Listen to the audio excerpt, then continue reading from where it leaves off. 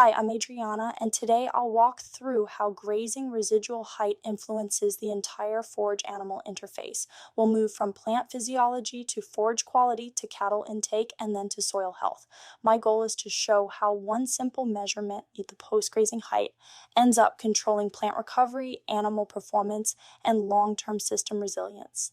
Presentation goals, here's what we'll cover. First, I'll define residual height and explain why it's one of the most important metrics in grazing management. Then I'll connect residual height to plant physiology, leaf area, meristems, and carbohydrate reserves, and show how those mechanisms determine regrowth. From there, we'll look at how forage height affects structure, quality, bite mechanics, and intake. I'll also touch on soil microclimate effects. And finally, I'll give practical producer-ready guidelines for managing residual height effectively. Systems level view, residual height ties the entire grazing system together. At the plant level, it drives leaf area, meristem protection, and root energy reserves. At the forage level, it shapes the leaf-stem ratio, maturity, and nutritional value of the next grazing event. On the animal side, residual height affects bite mass, bite rate, and grazing efficiency. And at the soil level, it influences temperature, moisture, erosion control, and microbial activity. A small change in residual height cascades through the entire system. Residual height definition. Residual height is simply the post-grazing stubble height left behind. It tells us how much leaf area and how many growing points remain. Unlike pre-grazing height or utilization percent, residual height predicts regrowth speed more accurately than any other field measurement. Think of it as a direct indicator of how well your pasture will perform after animals move off. Residual height equals leaf area. Residual height really comes down to leaf area, the plant's solar panel. Leaves capture sunlight and drive photosynthesis, which fuels regrowth. When enough leaf area is left behind, plants bounce back quickly. But when we graze too short, we remove the solar panel, and the plant must spend time and stored energy just to rebuild basic leaf tissue. So residual height literally determines how much engine the plant still has after grazing. Residual height controls regrowth speed. Residual height directly determines regrowth rate. With high enough residual, regrowth is immediate, and plants remain in the linear phase of the forage growth curve. When residual height is too low, the plant enters a lag phase, typically 7 to 10 days, while it rebuilds leaf area. Managing to the correct residual keeps productivity high and rest periods short. Residual height affects forage quality and bite size. Residual height also determines the structure and quality of forage animals. Encounter next rotation. Too short, cattle take tiny bites, reducing daily intake. Too tall or mature, cattle spend more time sorting and chewing, also lowering intake. A moderate height provides full bites of leafy, digestible forage, maximizing intake and performance.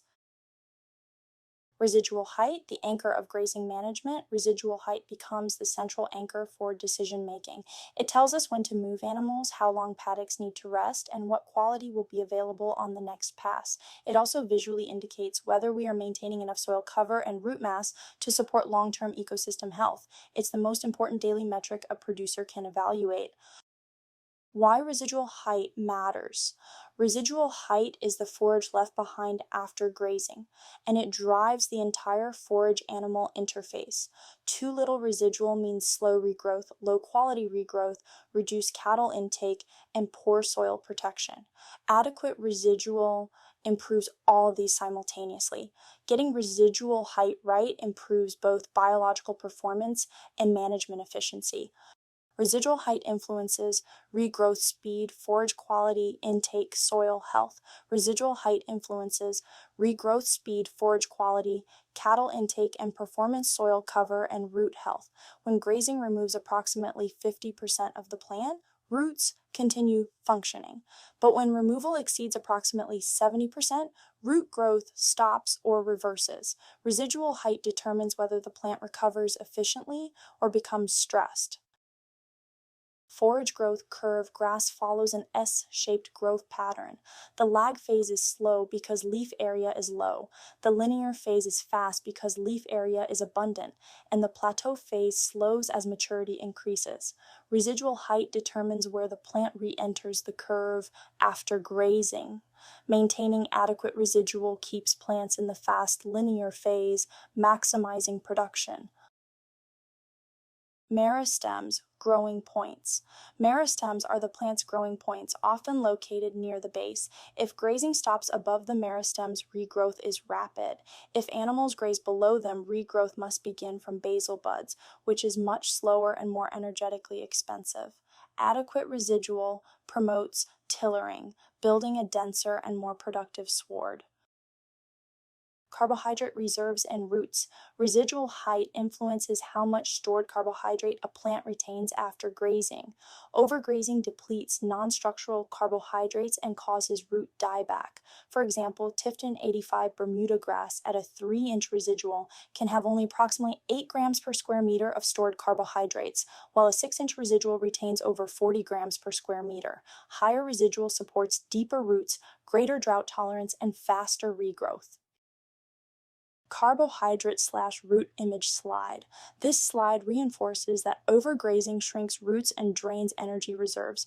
Residual height protects both the plant's above ground and below ground systems. Residual height and forage quality. Residual height also shapes the nutritional quality of regrowth. Low residual equals STEMI, lower CP and TDN. Too high residual/undergrazing equals shading, dead lower leaves, low palatability. The goal is to maintain a leafy canopy that is actively growing, digestible, and harvestable. Fiber, NDF, ADF, and digestibility. As forage matures, fiber increases. NDF increases equals limits intake. ADF increases equals reduces digestibility. Tall, mature forage fills the rumen but doesn't supply enough energy. Managing residual height helps control maturity and improves animal performance. Intake mechanics. Intake is determined by bite mass times, bite rate times, grazing time. When forage is shorter than 4 inches, bite mass drops sharply. Cattle try to compensate with more bites or longer grazing hours, but physical limits keep intake low. Performance declines even when animals appear to be grazing constantly. Foraging behavior and sweet spot. Cattle have a grazing sweet spot of about 4 to 10 inches. Shorter than that, they burn energy searching for bites.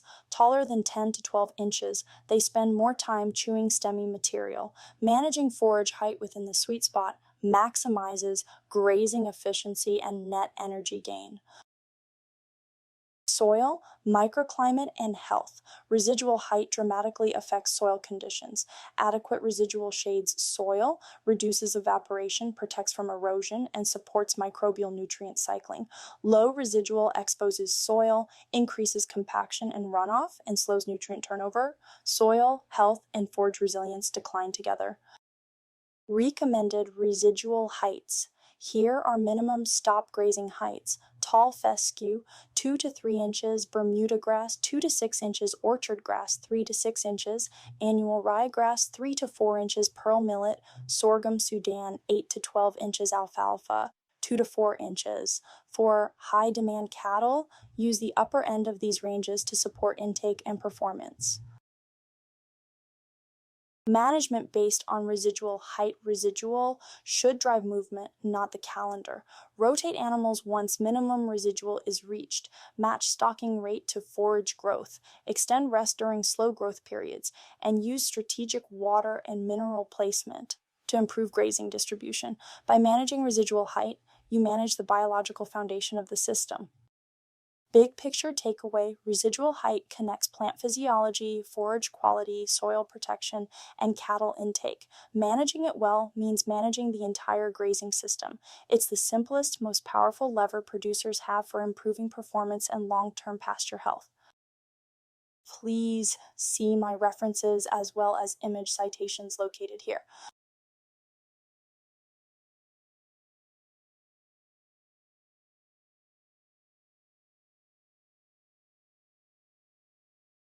Why Project 3 is a different topic.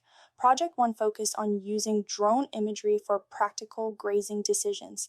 Project 3 takes a deeper, mechanistic approach, explaining the biology behind grazing residual height, plant recovery, forage structure, intake mechanics, and soil processes. So while drones may help measure these dynamics, this project is fundamentally about the science